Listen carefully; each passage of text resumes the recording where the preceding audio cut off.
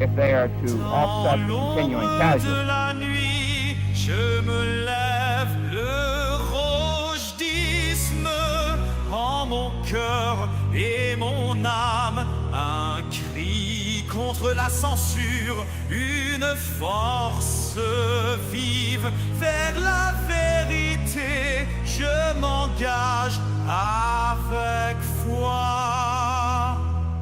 Dieu est mort, ainsi parlait Nietzsche, mais en moi la volonté de puissance s'étire. Au-delà du bien et du mal, je m'aventure. Mon surhomme intérieur, je l'exulte. De l'ombre à la lumière, je m'élance. L'éveil du héros, c'est ma romance. Chacun de ces voies, je les explore. Pour trouver mon chemin, je m'aventure. Cherchant le plaisir sans souci d'autrui, l'épicurisme guide mes pas. C'est fou, la sagesse dans la jouissance, je la trouve libre et heureux. Je m'élance, je m'en voue. Le virilisme, mon armure et ma force dans la bataille. Je n'ai pas de remords face à l'adversité. Je reste debout.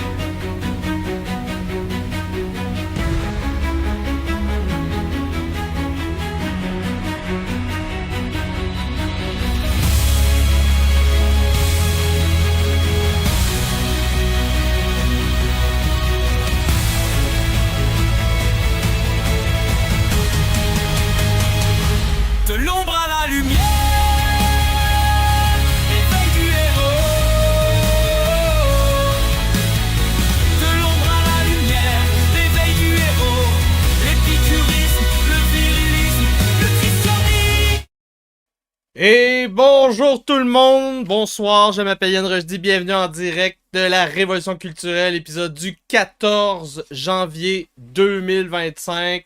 J'ai coupé la toune parce que j'avais un copyright de vidéo. Donc aujourd'hui, 5e partie de Le cerveau du Pentagone, une histoire non censurée de la DARPA, l'agence top secrète militaire de recherche du Pentagone.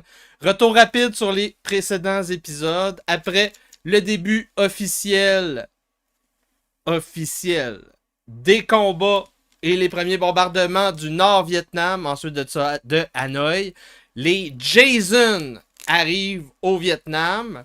Si vous voulez savoir le début de l'histoire des Jason, c'est à partir du 2e épisode qu'on en parle.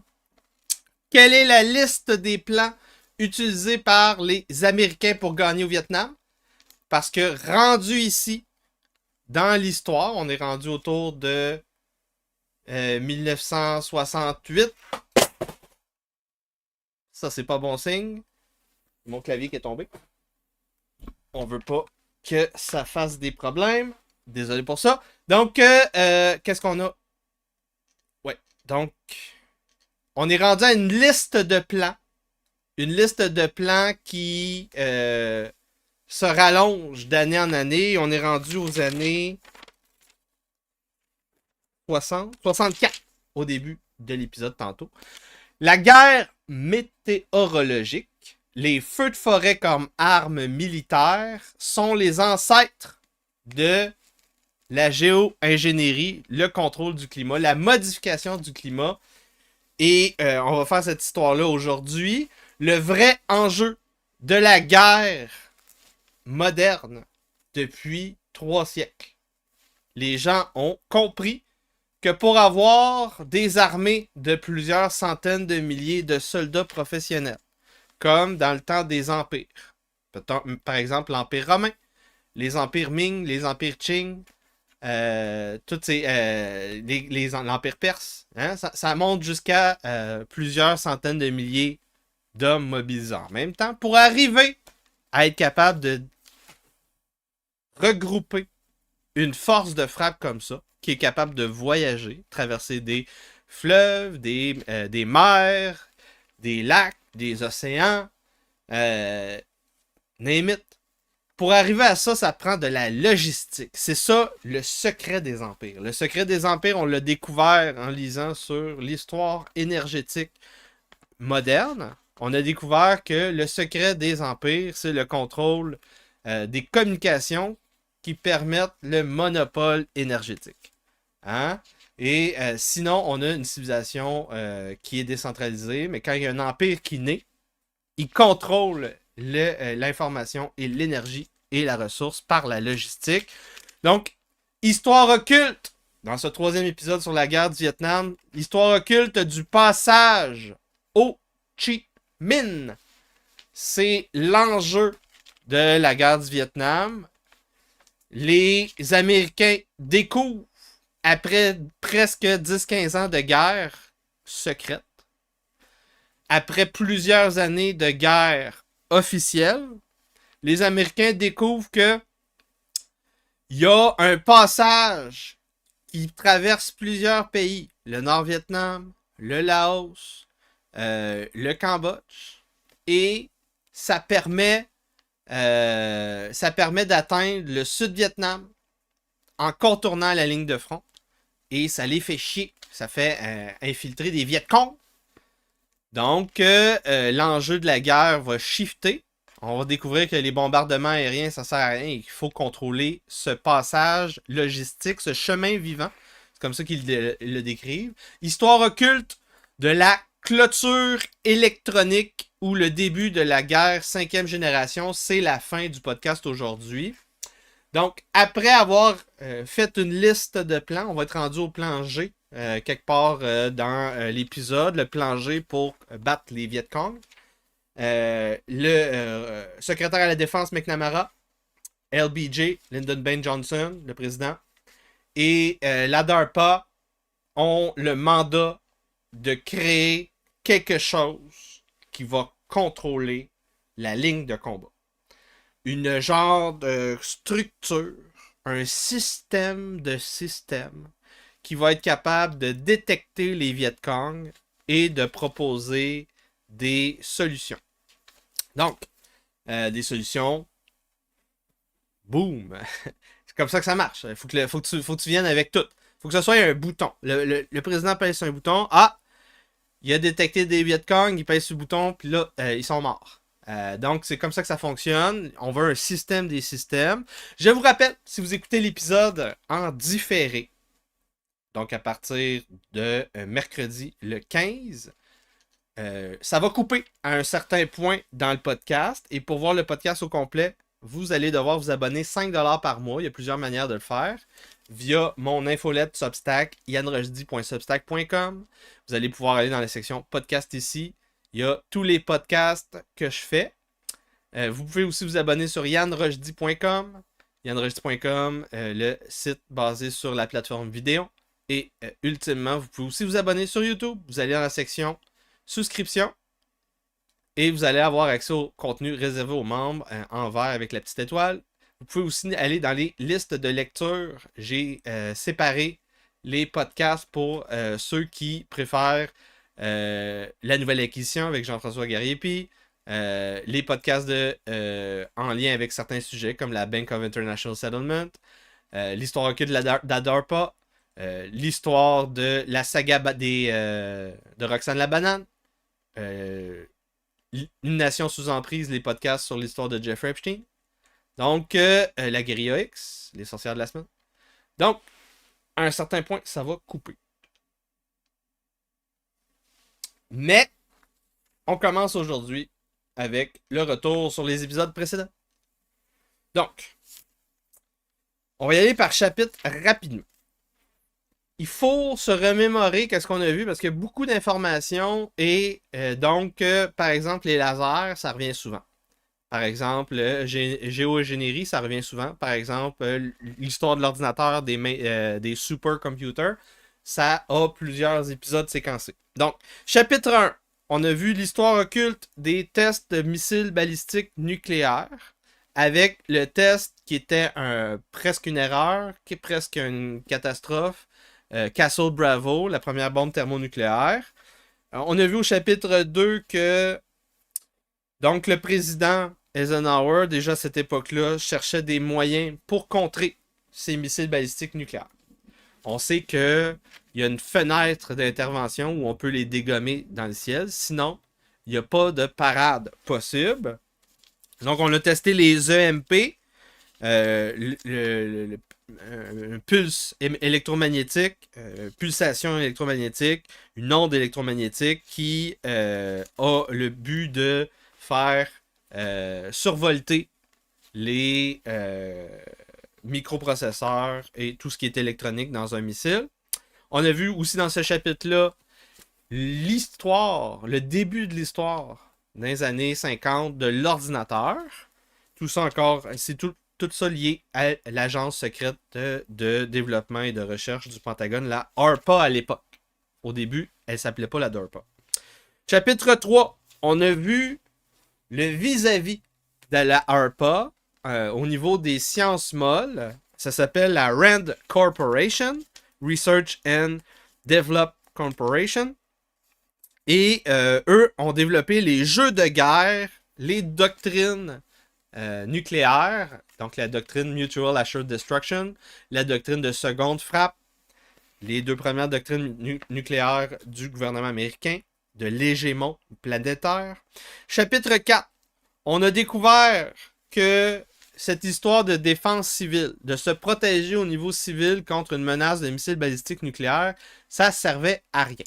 Il n'y a pas moyen de faire face à ça. C'est une perte de temps. C'était un hoax pour faire baisser la tension, l'hystérie collective. Chapitre 5, 1600 secondes avant la fin du monde, c'est le leg de Eisenhower. Le fait qu'on ait une stratégie nucléaire. Ensuite de ça, qu'on ait un moratoire des tests de missiles balistiques nucléaires pour empêcher une course à l'armement avec les Soviétiques qui n'arrêterait pas.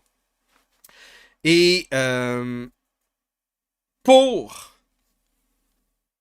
assurer le moratoire de tests nucléaires balistiques, on a vu les programmes spéciaux qui surveillent les détonations de plusieurs kilotonnes qui sont associés généralement à une détonation nucléaire. Chapitre 6, on a vu le début officiel de la guerre froide qui a commencé durant la guerre de Corée et en même temps avec le lancement du missile balistique qui est un satellite Sputnik. Premier satellite officiel. Et là, on a les premiers PSYOPs en même temps.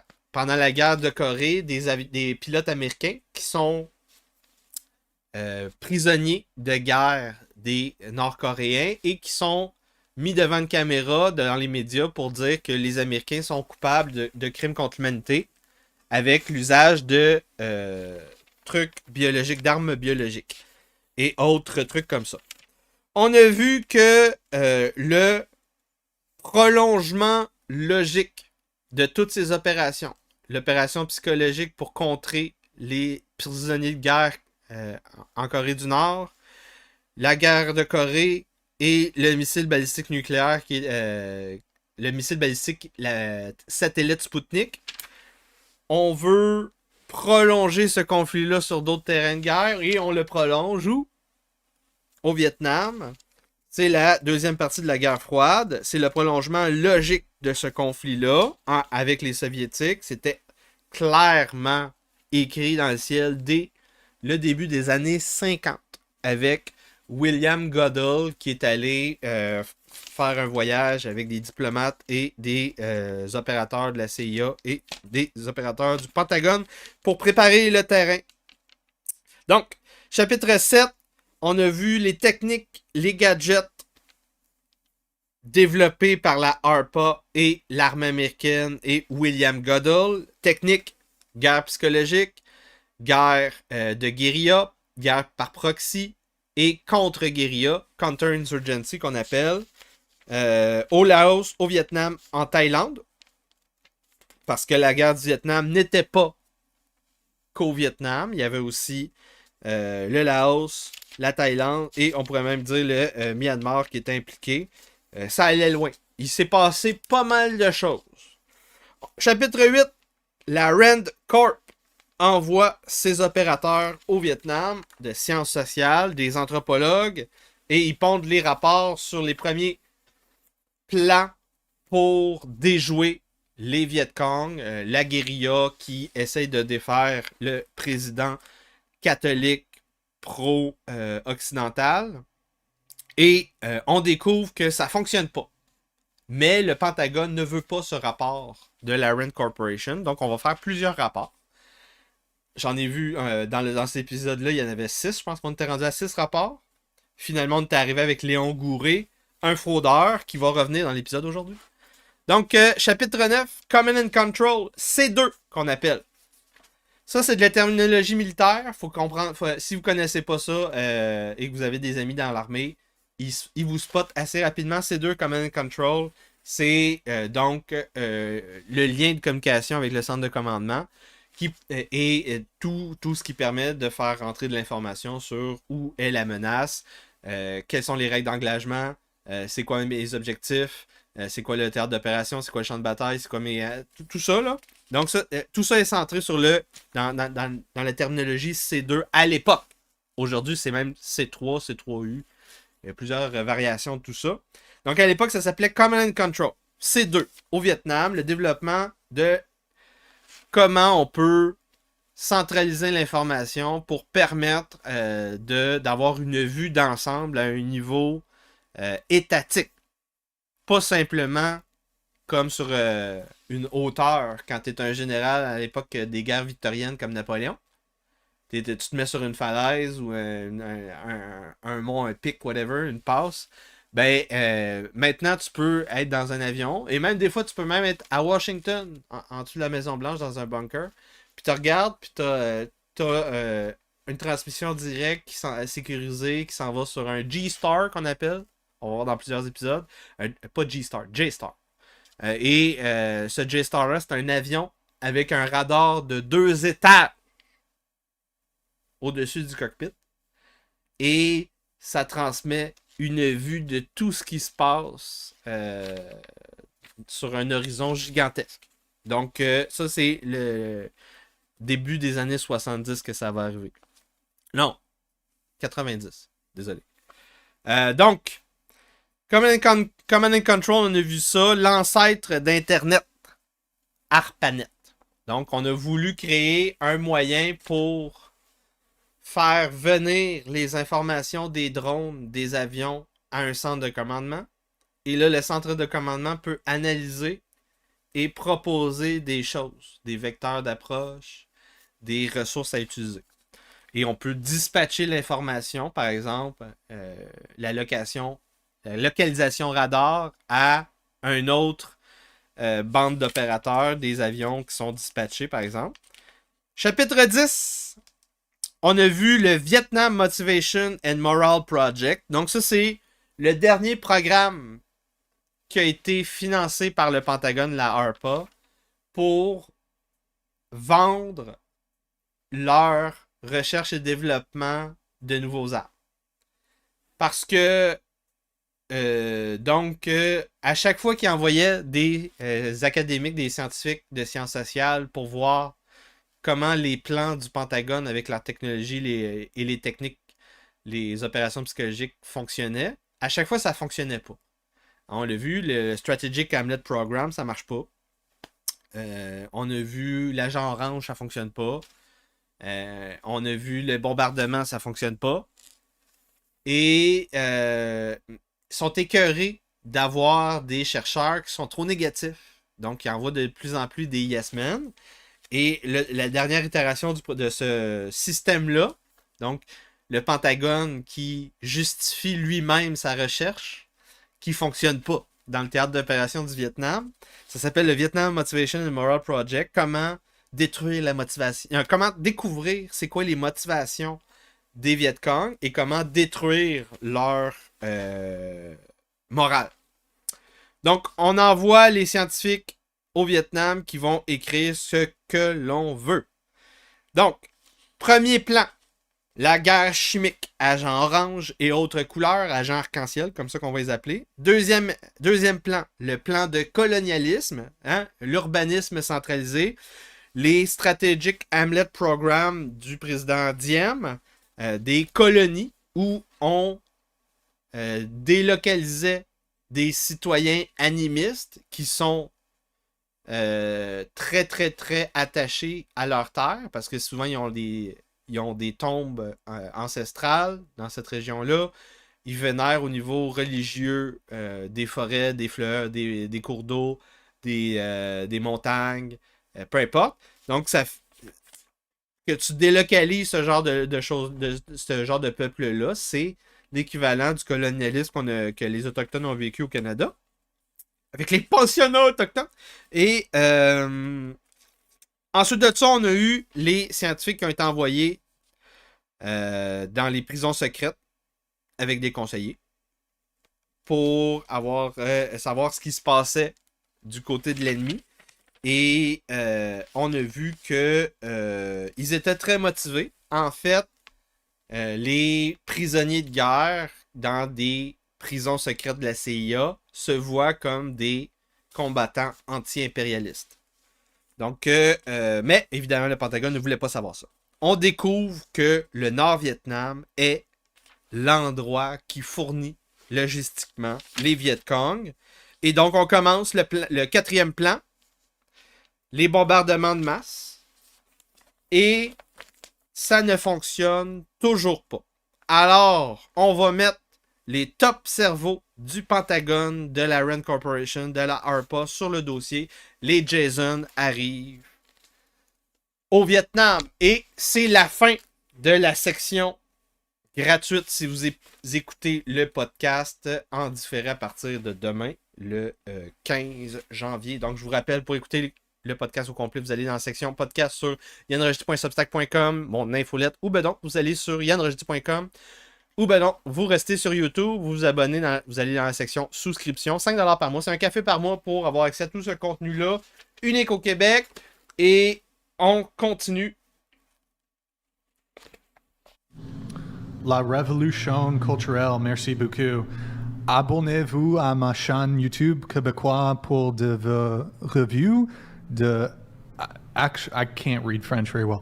D'actualité virale, des exorcismes de princesse Disney et des résumés de livres chaque semaine. La révolution culturelle avec Yann Rochdy. Okay, thank you, man. Appreciate it. Send that shit in English next time, though. Je m'appelle Yann Rochdy, bienvenue en direct de la Révolution viriliste. Aujourd'hui, on est sur la route à Trois-Rivières et on s'en va rencontrer la plèbe.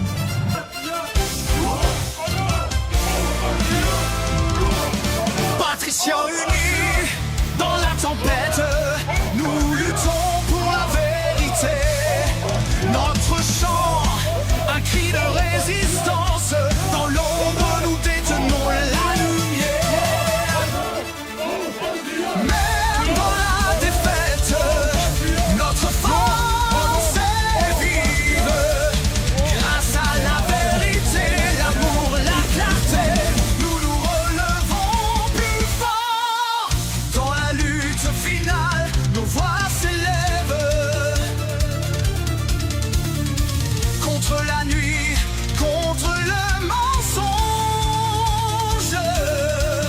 Dans le bal des masques, nos âmes s'élèvent.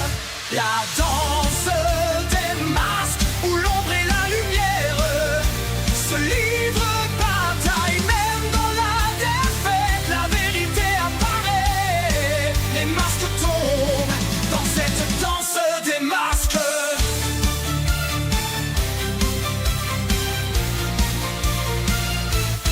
Les corps affaiblis sous le masque de la peur. Myocardite, turbo-cancer, un avenir flou. La santé trahie par des médecins en errance. Nos vies, leur jeu, leur pouvoir, leur coup.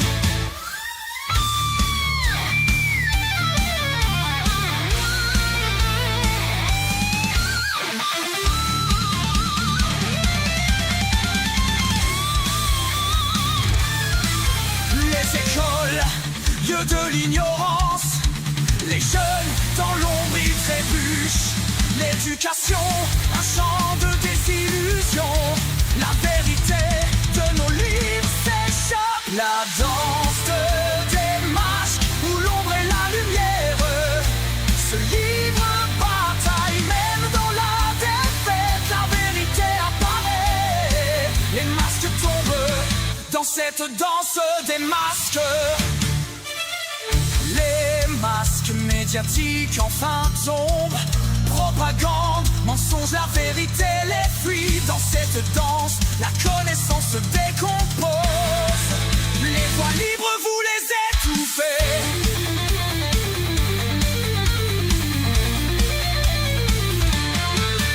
Les urnes, temple de la trahison, vol de voix, l'illusion démocratique. Dans la nuit, la fraude en procession.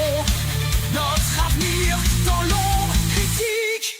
La danse des masques, où l'ombre et la lumière se livrent bataille. Même dans la défaite, la vérité apparaît. Les masques tombent dans cette danse des masques. Seul symbole dans la nuit tombe, mais son esprit dans nos cœurs demeure. L'assassinat, la narco-tyrannie, partout fait rage une guerre de 5e génération. La danse des masques, où l'ombre et la lumière se livrent bataille. Même dans la défaite, la vérité apparaît. Les masques tombent dans cette danse des masques.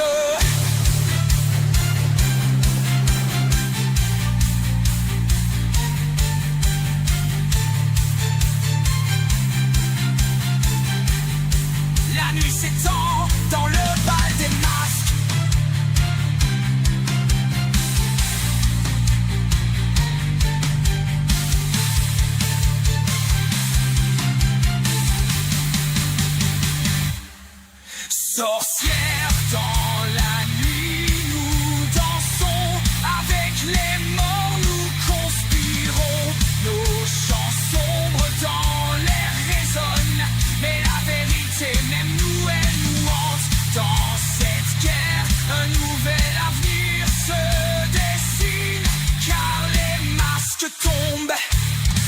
cette danse des masques.